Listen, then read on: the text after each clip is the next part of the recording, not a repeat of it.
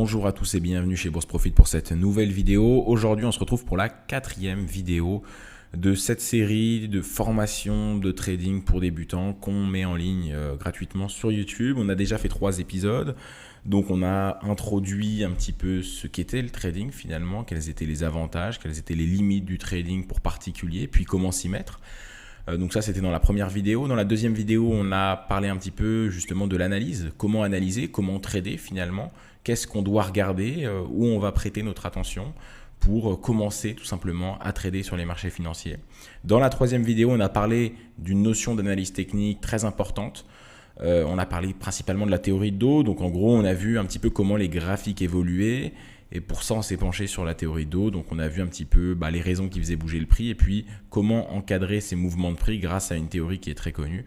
Donc on a parlé un petit peu de tout ça. C'était vraiment la première vidéo d'analyse technique de cette série de vidéos qui était vraiment très importante. Et puis dans cette vidéo, on va voir une autre notion fondamentale, mais vraiment fondamentale en analyse technique, c'est tout simplement les supports et résistances. Donc je pense que pas mal de personnes en ont déjà entendu parler, peut-être pas, et donc moi je vais reprendre tout simplement les bases, vous expliquer le mieux possible ce que sont les supports et les résistances. Bien évidemment, on en a parlé de nombreuses fois dans la chaîne, c'est vraiment une notion fondamentale, donc dès qu'on fait de l'analyse technique, dès qu'on fait une stratégie avec l'analyse technique, on va parler de niveaux clés. Les niveaux clés ou des niveaux de support et résistance. On va parler de ça parce que c'est tout simplement le b.a.-ba de l'évolution des graphiques. On ne peut pas trader, il n'y a quasiment aucun trader particulier qui utilise l'analyse technique et qui n'utilise pas les supports et résistances. C'est vraiment indissociable. L'analyse technique et les supports et résistances, les deux font la même, enfin les deux font partie de l'autre, quoi. Alors en fait, qu'est-ce que sont les supports et résistances ? Sur le prix, on va remarquer que, donc ça c'est ce qu'on appelle le prix, c'est tout simplement une cotation, c'est un prix de l'euro contre le dollar canadien, mais on pourrait mettre n'importe quel actif, parce qu'on va voir que cette notion-là, tout comme la théorie d'eau dans la dernière vidéo, ce sont des notions qui s'adaptent un petit peu à tous les actifs possibles. Dès qu'il y a une cotation, on peut appliquer la théorie d'eau, on peut appliquer les supports et résistances, que ce soit du forex, des crypto-monnaies, des indices, toutes ces notions, bien évidemment, sont de l'analyse technique et donc sont applicables à toute cotation. Pareil, elles sont applicables à toute unité de temps. La théorie d'eau, on peut l'appliquer en weekly comme on peut l'appliquer en 1 minute. Les supports et résistances peuvent être étudiés en 1 minute, en 5 minutes, en 4 heures, en weekly, en ce qu'on veut. Donc c'est vraiment des notions qui sont transversales aux classes d'actifs, aux unités de temps, à absolument tout finalement. Donc, les supports et résistances, qu'est-ce que c'est ? Ce sont tout simplement des niveaux sur le prix. Ce sont des niveaux de prix que les acteurs sur le marché vont remarquer et vont y prêter une certaine attention, une certaine sensibilité. Imaginons qu'on a tout simplement un prix qui évolue, qui monte un petit peu, et on vient former un sommet. Donc ça, c'était, on va dire, la dernière semaine. Donc le lundi était là, on a commencé en bas, on a monté un petit peu, on a fait un sommet le mercredi, et puis ensuite on est redescendu un petit peu, et le vendredi, on a clôturé ici. Le week-end, sur le Forex, pas de cotation. Samedi, dimanche, il se passe rien. Le lundi, on réouvre et on évolue tout simplement tout doucement. Et on va revenir tranquillement sur ce niveau-là en fin de semaine. Il faut savoir que les marchés ont une mémoire et les opérateurs ont une mémoire. Les opérateurs sur le marché, on va dire les acteurs sur le marché, savent que la semaine dernière, on a fait un plus haut et ce plus haut, c'était à ce niveau-là. On a évolué, on a fait des impulsions, des corrections, des impulsions, des corrections, et on a atteint un niveau extrême. C'était le niveau le plus haut de la semaine précédente. Et ce niveau-là, on le voit tous sur le graphique. Tout le monde le voit, quasiment tous les acteurs, tous les traders voient ce niveau-là, et ça va impacter un petit peu la psychologie des acteurs sur le marché quand on va arriver aux abords de ce niveau-là. Et donc, quand on va arriver vers ce niveau-là, tout le monde va le remarquer et il va y avoir, tout le monde va y prêter une certaine attention, tout le monde va remarquer ce niveau-là et donc on va tout simplement avoir une certaine sensibilité de la part des acteurs sur le marché. Et donc, parfois, on va avoir du mal à casser ces niveaux-là parce qu'on sait que c'était un niveau qui avait une attention particulière et donc on va parfois tout simplement, entre guillemets, rebondir sur ces niveaux. Et donc, on va rebondir, on n'aura pas la force pour le casser parce que Quand on approche de ces niveaux-là, il y a beaucoup d'investisseurs qui vont devenir peut-être un peu plus frileux. Bref, il y a une certaine sensibilité globale sur le marché qui se fait ressentir. Et donc, parfois, on va rebondir. Et ce qui va se passer, c'est qu'on va pouvoir parfois retravailler ces niveaux-là plusieurs fois. Donc, quand on travaille un niveau à la hausse comme ça, donc ce niveau clé, c'est ce qu'on appelle une résistance. Donc en fait, la résistance, je pense que tout est dit dans le mot, c'est un niveau qui fait résistance au prix, donc le prix n'arrive pas à aller plus haut que ce niveau-là. Donc on a un niveau avec une certaine puissance, et donc parfois on arrivera à casser ces niveaux. Bien évidemment, ce n'est pas des niveaux qu'on ne va jamais casser, parfois on va casser ces niveaux-là, et quand on casse ces niveaux-là, on va libérer du flux très important parce qu'on a cassé enfin un niveau important, et ensuite on ira se diriger vers vers une prochaine résistance qui était peut-être un peu plus haut qu'on avait fait auparavant, et on aura une nouvelle sensibilité sur le marché à ce niveau-là. Ce qu'il faut savoir, c'est qu'également ce niveau-là existe toujours. C'est pas parce qu'on l'a cassé qu'il n'existe plus. Et peut-être que quand on arrivera à ce niveau-là, le marché se souviendra qu'on avait eu du mal à le casser, et donc on va avoir du mal à le casser dans l'autre sens.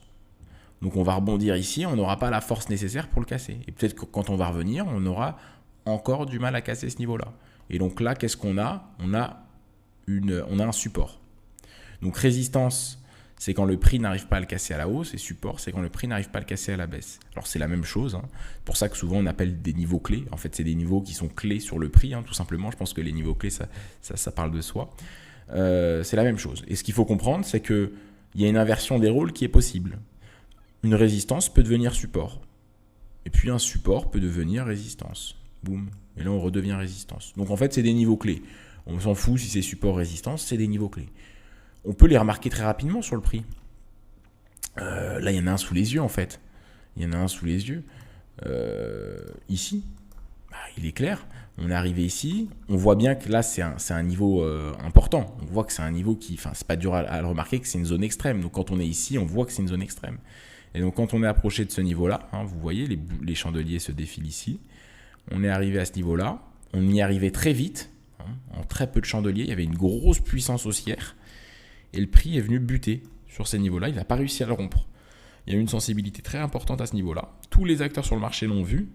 Et beaucoup sont devenus frileux. Peut-être qu'on est arrivé très rapidement. Donc il y a des gens qui ont commencé à prendre leurs bénéfices. Il y a peut-être des traders à court terme qui ont pris leurs bénéfices parce qu'ils savent qu'on approche d'une zone importante. Donc ils ont déjà gagné de l'argent. Ils savent que tout le monde ne va pas les suivre à pousser ce prix. Il y a des vendeurs également qui vont revenir à ce niveau-là parce que peut-être que les vendeurs ici, le prix montait très fortement, donc ils étaient un petit peu en retrait, mais les vendeurs vont peut-être revenir à ces niveaux-là parce qu'ils savent qu'il y a une zone qui pourrait les aider à vendre le marché, et donc le marché a réfuté ce niveau-là, encore une fois, et donc c'est ce qu'on appelle une résistance. Donc là on a une résistance, et peut-être qu'une prochaine fois on ira le travailler ici, on verra. On finit par les casser, mais c'est des zones qui ont du sens, qui ont une sensibilité sur le marché. Et si on regarde bien, ici, regardez, on le travaillait déjà à ce niveau-là. Si je vais en daily, en fait, c'est un niveau qui a une importance. Ici, vous voyez, là, c'est une résistance. Avant, c'était un support. Bref, c'est un niveau clé. Donc ça, c'est grosso modo la définition et un exemple de ce que sont les supports-résistances. Ce sont des niveaux de prix. C'est toujours un niveau de prix. Donc les supports-résistances sont horizontaux. Alors il y a oui, je sais qu'il y a des gens qui vont me dire oui, il y a des trendlines, il y a des lignes de tendance, donc des supports et résistances obliques, mais ça on oublie, non pas parce que c'est plus complexe, c'est très simple aussi à appréhender, mais c'est quelque chose qui n'a pas vraiment autant de valeur que les supports et résistances. Moi par exemple, les trendlines, les lignes de tendance en français, on a fait déjà des vidéos sur la chaîne et que je me suis expliqué dessus, pour moi c'est du bullshit, c'est quelque chose qui n'a pas vraiment de valeur. On avait fait une vidéo sur notre avis sur les trendlines. Pour moi, les supports et résistances, ce sont des niveaux horizontaux. Et pour la plupart des traders, les traders tradent des supports et résistances horizontaux parce que ça correspond à un niveau de prix. Donc ce support alors cette résistance maintenant et cet ex-support, ça représente un niveau précis, 1,4614. Alors vous voyez, je pourrais le mettre ici et c'est plus un 46,14, ça serait un 46,26. Donc c'est pour ça que d'une manière générale, et c'est une habitude à prendre et que la plupart des traders particuliers font, c'est qu'on ne trade pas une ligne. Parce qu'on la place où la ligne ? Est-ce qu'on la place au bout de cette mèche ? Au bout de cette mèche ? au bout de cette mèche, où on pourrait la placer. C'est un peu complexe parce que ça voudrait dire qu'il n'y a qu'un seul niveau très précis, on pourrait le placer, qui serait vrai. Et donc, si on le place ici, c'est faux. Si on le place ici, c'est faux. Mais quelle serait la vérité dans le placement de ce support résistant? Ça serait compliqué un petit peu. Ça admettrait également que le prix a une précision à 100%, que le prix a une précision extrême, sauf que, comme je vous l'ai dit, le prix, c'est un petit peu d'incertitude, beaucoup d'incertitude, le prix a une évolution chaotique, le prix ne répond pas à certaines exigences, donc on ne peut pas le placer à un niveau ultra précis. Donc généralement, on ne va pas placer des lignes, on va placer des zones. Ça admet un peu plus d'imprécision de la part du marché. Donc, on aura une zone. Alors la zone, il y a plein de manières. Il y en a qui prennent les bouts des mèches, le bout du corps, la première mèche, le dernier morceau du corps. Bref, il y a plein de manières. Moi, avec l'habitude, on les trace. Voilà, j'ai pas une méthode ultra précise pour les tracer. Je veux que ça regroupe mes niveaux importants et voilà, moi ça me suffit. Donc voilà, là on a plus ou moins une zone, donc une certaine imprécision, et c'est normal parce qu'on ne peut pas demander une précision au micro-pips près du prix, ça n'aurait pas de logique. Donc voilà, ça c'est une résistance, et donc maintenant, une prochaine fois qu'on fera une impulsion, peut-être pour aller revoir ce niveau-là, on aura peut-être du mal à le casser, à le rompre. Ce qui est important de comprendre, que c'est une fois qu'on l'a cassé, faut pas penser que le niveau n'a plus de valeur. Ici on a cassé ce support, et le niveau a gardé de sa valeur. La preuve, on est venu retoucher cette zone ici. Donc support résistance, c'est la même chose. Il peut y avoir, comme je vous l'ai dit tout à l'heure, une inversion des rôles. Un support peut devenir une résistance et une résistance peut devenir un support. C'est pour ça qu'il y a plein de manières de les appeler. Il y a des gens qui les appellent les zones de polarité, les niveaux clés, les supports, les résistances. On peut les appeler un petit peu de toutes les manières et je pense pas qu'il y ait une manière. Alors le support résistance, c'est vraiment l'expression que la plupart des gens utilisent. Donc en gros, un support, c'est une zone sur laquelle les prix se heurtent lors d'un mouvement baissier. On a un mouvement baissier, le prix se heurte à une zone. Mouvement baissier, bref, les prix se heurtent à une zone. Et puis la résistance, c'est l'inverse. C'est une zone sur laquelle les prix vont se heurter lors d'un mouvement haussier. Donc on a un mouvement haussier et boum, le prix s'arrête ici. Alors on va voir qu'il y a plein de types de supports et de résistance. Et puis il y a plein de pièges autour des supports et résistance. Il y a plein de types parce que il n'y a pas qu'une manière. Alors là on a vu un support et résistance qui est ultra visible sur le prix. Il y en a d'autres. Ici, toute cette zone-là, on voit que c'est une zone également assez visible sur le prix. Il y a des zones qui sont plus visibles que d'autres. Ça, c'est une certitude. Quand on voit deux mèches extrêmement isolées, ici, bien évidemment, quand on est réarrivé, quand on est venu retravailler avec un mouvement haussier sur cette zone-là, on savait que le bout de cette mèche, alors on aurait pu le casser, on aurait pu le rompre sans aucun problème. Mais on sait que quand on est approche, il y a une sensibilité quand même. Parce qu'on voit que c'est un point isolé, on voit que c'est une zone extrême, donc forcément il y a une sensibilité. Donc ça, c'est des supports résistance qu'on remarque facilement. Mais après, on va voir qu'il y a plein de types de supports résistance différentes. Alors, je n'ai pas toutes les idées, parce que même moi, je pense qu'il y a peut-être des traders qui vont me dire, mais moi, je trace les supports résistance comme ça, je les remarque avec ça, et des trucs que j'aurais peut-être jamais ou quasiment peu entendus, donc il y en a plein. Mais je vais vous citer les principales manières d'établir et de remarquer les supports résistance.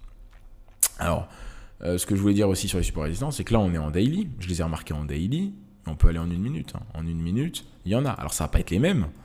Ça va être d'autres supports résistance, des supports résistance plus court terme. Mais là, on a un support résistance. Regardez, on a un support qui s'est transformé en résistance par la suite. Ça, c'est une zone de support résistance.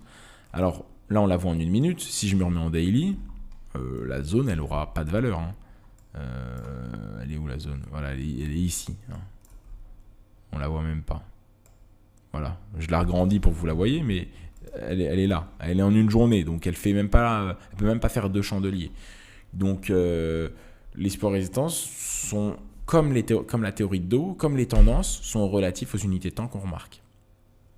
En 1 minute, on remarque des supports résistance en 1 minute, mais par contre, elles sont valables qu'en 1 minute, ou à la rigueur en 5 minutes.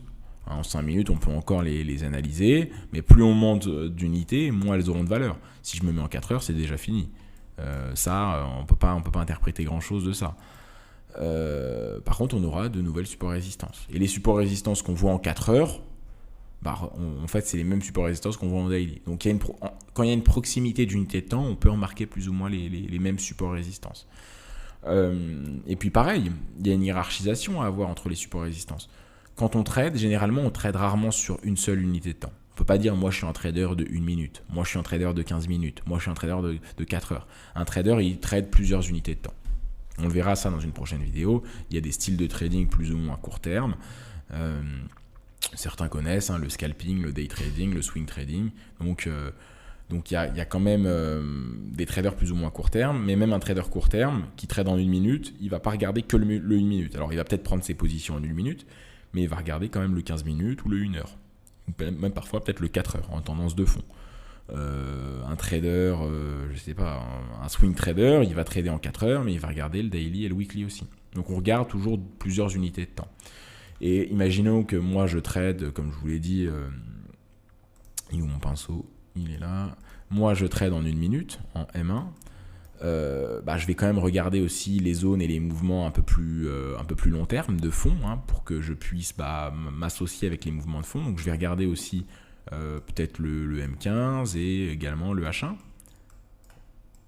Donc ce que je vais faire, c'est que je vais prendre mes positions en 1 minute, mais je vais regarder mon M15 et mon H1.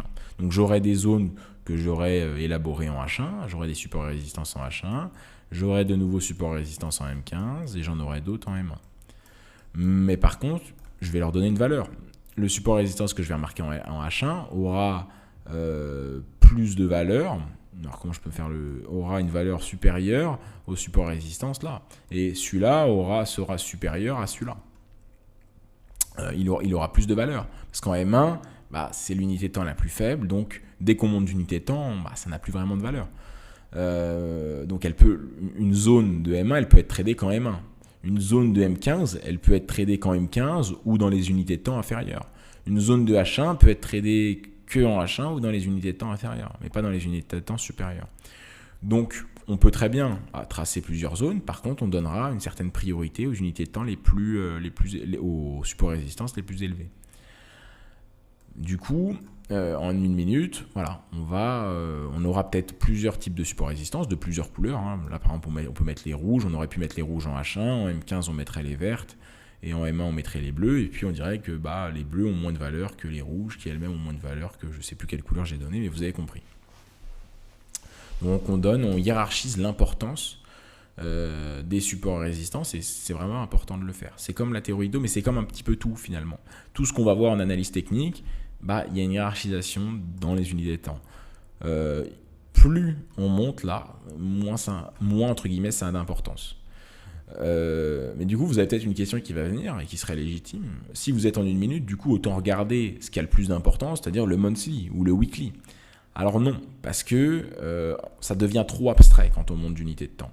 C'est-à-dire en 1 minute, j'ai quasiment aucun lien à faire avec le monthly. C'est-à-dire qu'en 1 minute, il faut un nombre de chandeliers gigantesque pour faire le monthly. Donc, des supports et des résistances en 1 mois, il y aurait une amplitude beaucoup trop grosse.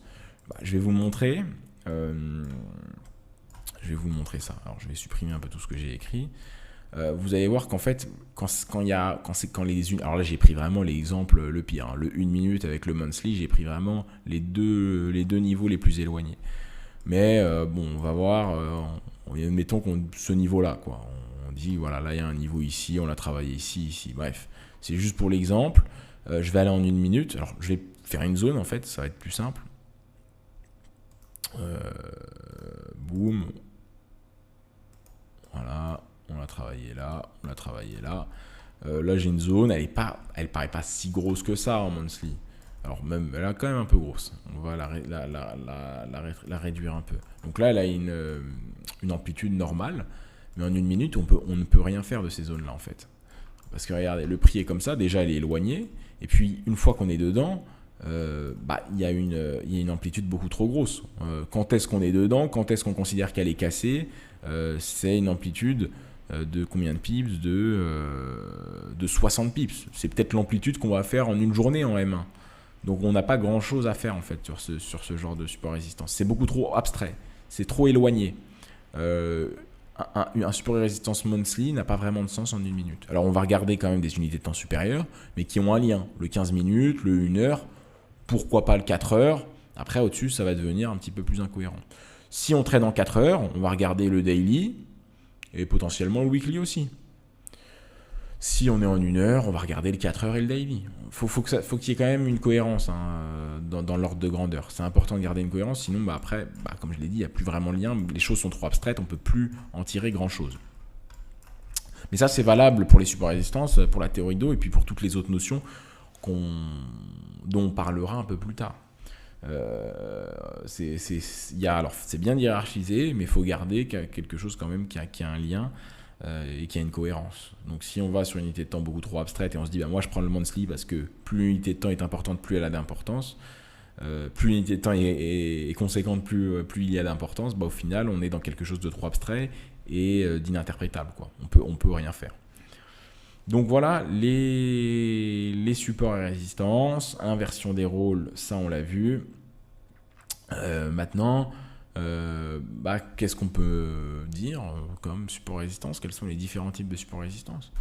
Alors premièrement, il y a les supports résistance classiques, celles qu'on voit à l'œil, qu'on voit avec l'habitude. Voilà, là il y en a une. Vous voyez, là il y en a une, voilà, celle-ci, boum. Hop, on la réduit un peu pour qu'il y ait une cohérence, mais voilà, ça c'est une zone et elle se voit. Donc ça, c'est des zones de support résistance. Ensuite, il y en a plein d'autres. Donc support résistance, on va dire plus ou moins classique. On peut prendre d'autres types de support résistance. Donc il y a ceux qu'on voit à l'œil nu premièrement, il y a ceux, qu'on voit à l'œil nu, vous m'avez compris, ceux des points extrêmes, des sommets et des creux extrêmes qui ont été travaillés plusieurs fois. C'est ce qu'on appellera des supports résistance, mais ensuite on peut avoir par exemple le plus haut, le plus bas de la semaine précédente, donc les deux zones extrêmes de la semaine précédente ou du mois précédent ou de la journée précédente si on trade à court terme. Donc vous voyez, ça c'est la semaine précédente et les deux zones extrêmes, il y a celle-ci qui a d'ailleurs été retravaillée dans la semaine. Donc ça c'était une zone. Alors, quel trait je vais prendre? Je bégaye pour choisir un trait. Voilà, on avait cette zone-là. Et ensuite, le niveau le plus haut, c'était le niveau d'ouverture de la semaine. Mais ça, c'était le niveau le plus haut de la semaine précédente. Donc ça, c'est les deux niveaux les plus hauts. Et ces niveaux-là ont une importance. C'est des niveaux qu'on retravaille par la suite. Et on peut faire ça chaque semaine. Donc chaque semaine, il y a les plus hauts et les plus bas de la veille. On peut faire ça au mois. Il y a les plus hauts et les plus bas du mois précédent. Ou de la journée précédente, comme je l'ai dit. Ou de l'année précédente. Donc là, par exemple, c'est l'année 2020, c'est les plus hauts et les plus bas de l'année 2020. Donc je me suis mis en daily, parce qu'en 1 minute, ça n'aurait pas de sens. Et donc là, on a le plus bas de l'année 2020. Et là, on a le plus haut qui est ici. Bon, d'ailleurs, là, on est venu le retravailler la même année. Là, on est sur, plus ou moins, on est venu travailler plusieurs fois le niveau le plus bas de 2020. C'est un niveau qui a de l'importance, qui a du mal à être rompu, parce que quand on passera sous ce niveau-là, il y aura une certaine signification. C'est un niveau où on n'est pas allé plus bas depuis avril 2017. Donc, j'ai trafiqué un peu mes traits. Donc, c'est des niveaux qui ont de l'importance. Donc ça, c'est d'autres types. Ensuite, ce qu'on pourrait voir également, c'est les niveaux ronds. Vous voyez, alors on a fait des vidéos et j'ai pas envie de vous perdre parce que les supports résistance, c'est vraiment une notion. En une vidéo, c'est difficile de tout dire dessus et ça a fait l'objet de plein de vidéos sur cette chaîne YouTube. Donc, après cette vidéo, si vous voulez vraiment en apprendre plus, que vous avez tout compris et que vous êtes resté un peu sur votre faim sur ces explications-là, rien ne vous empêche d'aller fouiller un petit peu les autres vidéos qu'on a fait sur cette chaîne en rapport avec les supports résistance. Mais il existe aussi donc voilà, des supports résistance de niveau rond qu'on appellera des supports résistance institutionnels. Donc les niveaux ronds, ça peut être tous les 100, tous les 500 points. Je vais vous expliquer pourquoi ça a de l'importance. Donc, je vais les tracer. Donc, qu'est-ce qu'on a ici? Le niveau le plus proche, 1,4300. Voilà. On va en mettre d'autres. Boum, boum. 1,4400. On va mettre 44. Hop. On va mettre 1,45.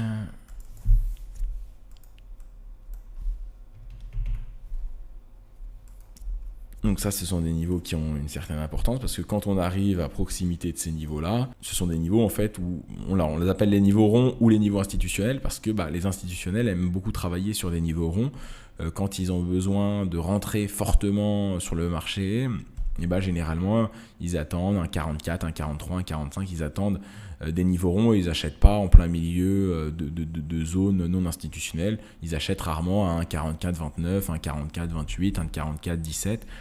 Ils attendent d'être plus ou moins à proximité de ces zones-là pour atteindre leurs objectifs et pour rentrer en position.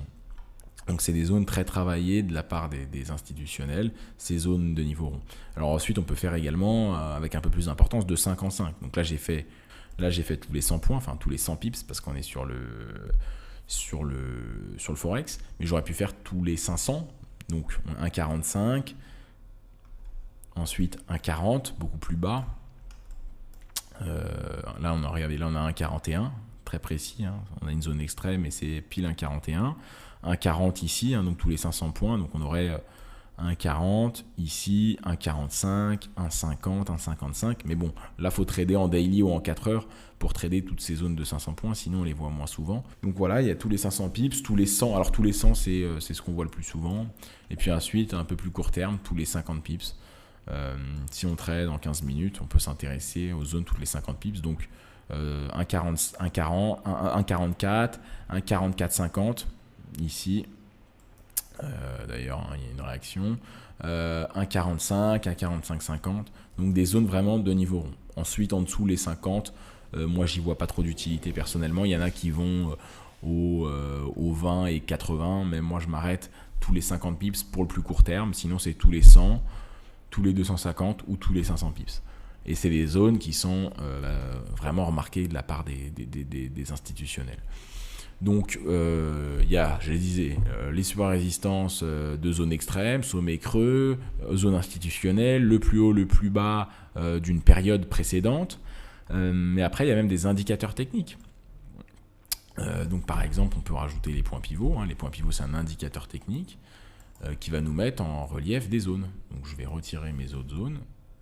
Et là, on a des zones. Ces zones, elles répondent à un calcul précis. Donc, on verra quand on parlera des indicateurs techniques. Les indicateurs techniques, ce sont des représentations graphiques qui viennent d'un calcul mathématique. Et donc, là, on a les points pivots.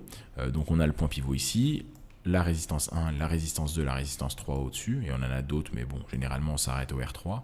Et en dessous, on a le support 1, le support 2 et le support 3. J'ai oublié d'enlever cette zone.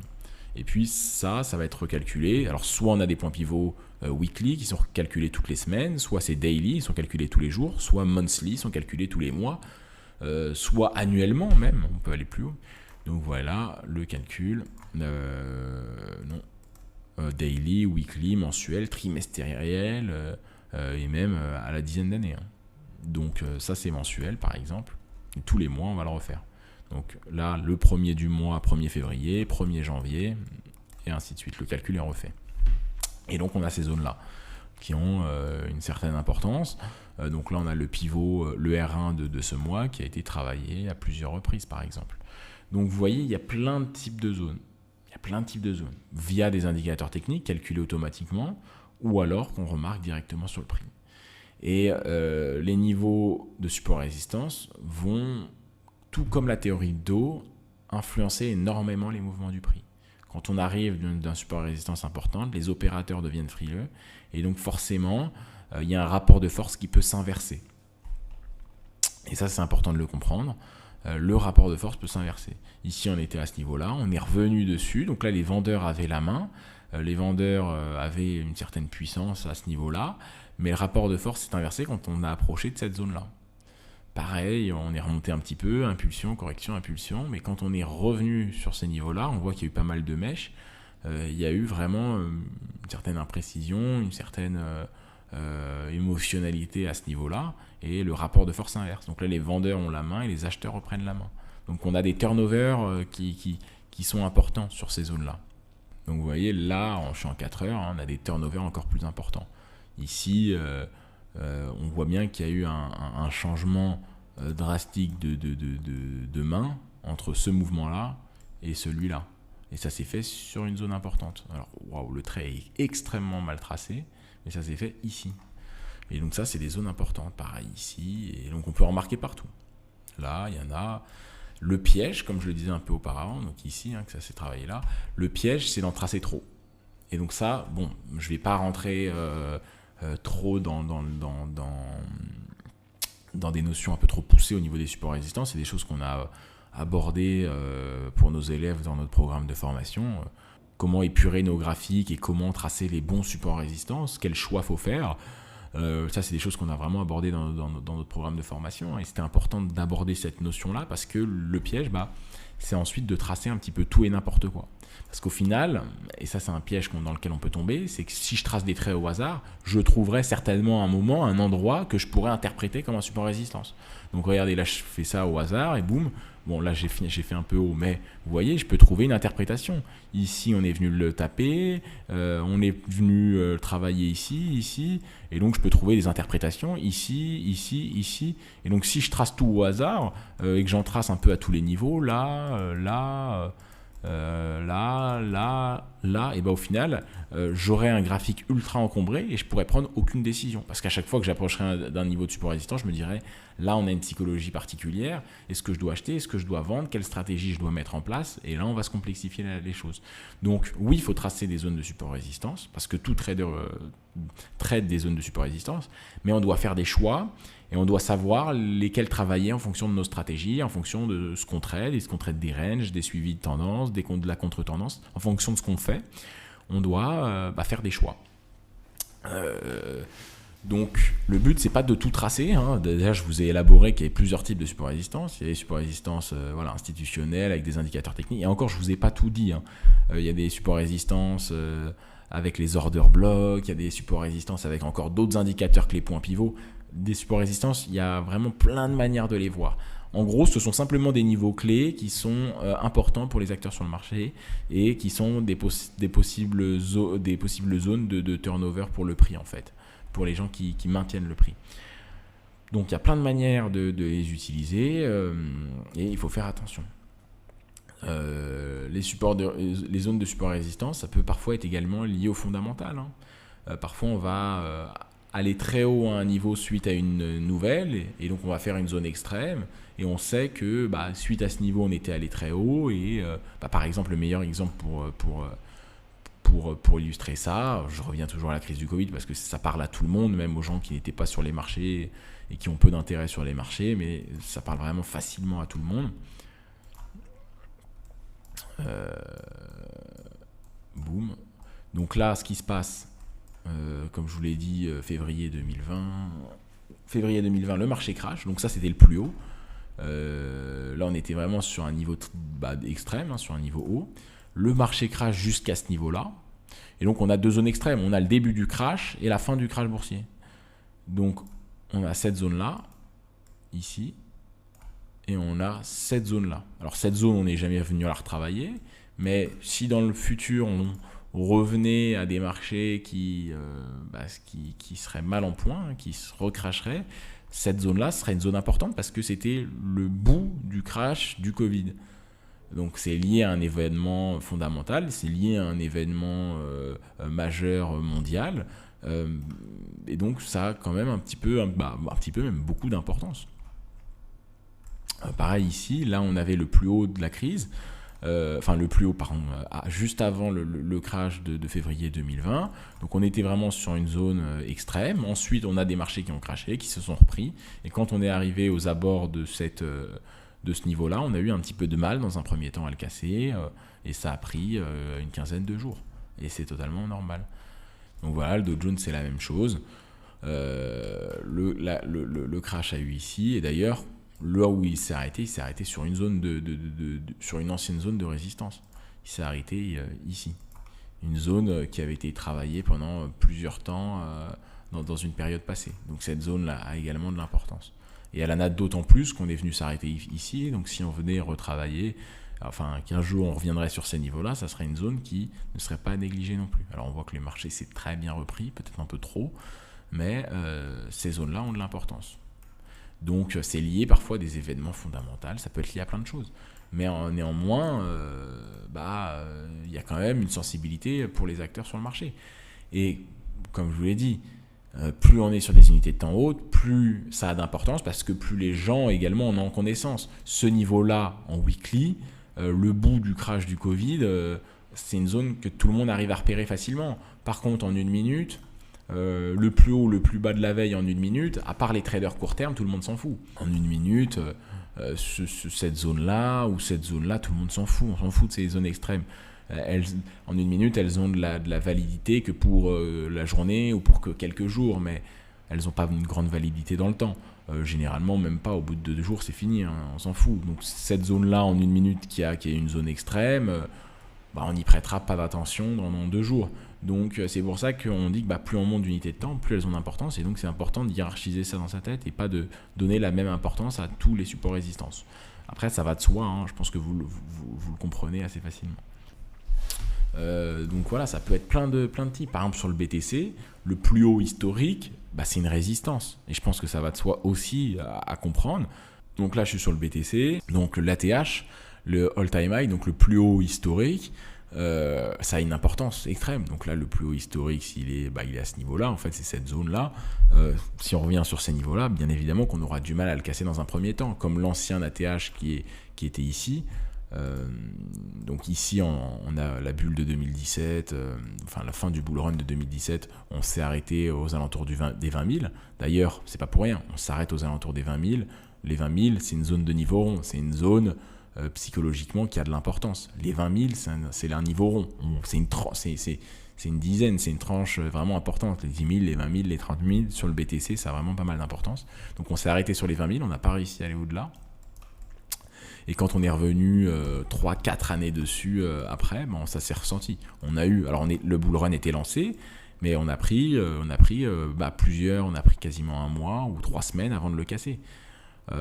Étant donné que on savait qu'on était aux 20 000, qu'on était sur le niveau le plus haut, qu'on s'approchait de cette zone-là, et donc on a fait tout simplement une petite consolidation avant de le casser à ce niveau-là. Hein. Donc le marché a été un peu en range pendant cette période-là, avant de le rompre et puis ensuite de partir. Mais le marché avait cette mémoire-là. On savait qu'on était sur la TH. Et d'ailleurs, à ce moment-là, tout le monde parlait, on est au niveau de la TH, on est sur cette résistance-là, est-ce qu'on va le casser ou pas? Au final, oui, on a eu assez de puissance et le bull run était déjà lancé, mais néanmoins, ça a marqué 3 semaines de pause pour le BTC. Donc voilà ce que je peux dire sur les supports résistants. Je pense que vous comprenez mieux. Hein. C'est des zones de grande sensibilité pour les acteurs sur le marché. Plus on monte, plus les gens le voient, plus il y a de sensibilité. Après, on ne peut pas tous les tracer. Il faut faire des choix. Et ça va dépendre de la stratégie de trading qu'on va choisir, pour laquelle on va opter. Donc tout ça, on le verra un peu plus pour les personnes qui veulent s'intéresser. Donc tout ça, pour en savoir un peu plus, je vous invite à vous abonner à cette chaîne et regarder également ce qu'on sort sur cette chaîne, parce qu'on en a parlé plein de fois. Alors je sais pas si je referai d'autres vidéos sur les supports résistance, parce que sur les 3 dernières années on a déjà fait pas mal de vidéos. Et puis après pour les personnes qui veulent aller plus loin et mettre en place vraiment une stratégie de trading et donc savoir quel support résistant choisir, ça se passe dans notre programme de formation qui est dans la description si vous voulez plus d'informations là-dessus. Donc voilà, je vous ai fait un petit cours sur les supports résistants. C'est vraiment une notion fondamentale.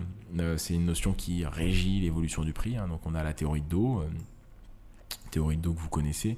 Alors je vais me mettre en logarithmique, mais voilà, on est sur le BTC. Théorie de dos, je vous rappelle, des sommets, des creux de plus en plus haut. Boum, ça fait un petit rappel, c'est pas de mal. Voilà, des impulsions, correction, impulsion, correction, impulsion, correction, impulsion. Et donc ensuite, on a un marché en range. Un marché boum, boum, boum, boum, boum. Donc voilà, ça c'est la théorie de dos. On a des zones extrêmes, donc les supports résistance ici, on a une support résistance importante. Ici, on a un niveau de support qui peut devenir niveau de résistance par la suite, qui l'est devenu d'ailleurs. Résistance qui redevient support, bref. Voilà tout ce qu'on a vu en analyse technique pour l'instant. Encore une fois, c'est une formation débutant, donc si c'est des notions que vous maîtrisez, il n'y a pas à être déçu de ces types de vidéos-là. C'est juste que si vous voulez du contenu un peu plus approprié pour vous, ça se passe sur d'autres vidéos dans notre chaîne YouTube ou alors dans notre programme de formation. Donc c'est totalement normal. Je parle vraiment dans cette formation pour débutants. Je parle vraiment à des débutants, à des gens qui ne connaissent pas et qui veulent tout simplement apprendre, mettre un premier pas en trading. Prendre un premier pas en trading, c'est vraiment mon objectif, notre objectif chez Bourse Profit. Donc on ne veut pas recevoir trop de commentaires. Oui, mais tu aurais pu parler de ça, tu aurais pu voir ça, t'as pas été complet. C'est également ma volonté de ne pas l'être, Parce que si j'aborde toutes les notions à 100%, forcément, pour comprendre, pour les débutants, ça peut être un petit peu décourageant. Donc, c'est pas vraiment le but. Donc voilà pour cette vidéo, j'espère qu'elle vous a plu. N'hésitez pas à la liker et à mettre un commentaire pour le référencement. Vous pouvez aussi, et je vous invite fortement à vous abonner pour ne pas rater la prochaine vidéo de cette formation de trading pour débutants qui aura lieu vendredi prochain. Pour les personnes qui veulent aller plus loin, qui veulent vraiment prendre le trading comme quelque chose de professionnel, qui peuvent leur apporter des revenus complémentaires, voire même en vivre à plus long terme, je vous invite à tout simplement vous renseigner sur notre programme de formation parce que c'est ce dont on traite, tout simplement. On a déjà pas mal d'étudiants qui sont très satisfaits du travail qu'on fournit. C'est une formation qui est quand même un peu longue, qui se déroule en plusieurs semaines avec un accompagnement sur un forum où vous pouvez poser toutes les questions et toutes les incompréhensions que vous rencontrez. Donc si vous voulez vous renseigner, c'est dans la description. Et puis moi je vous dis à la prochaine vidéo.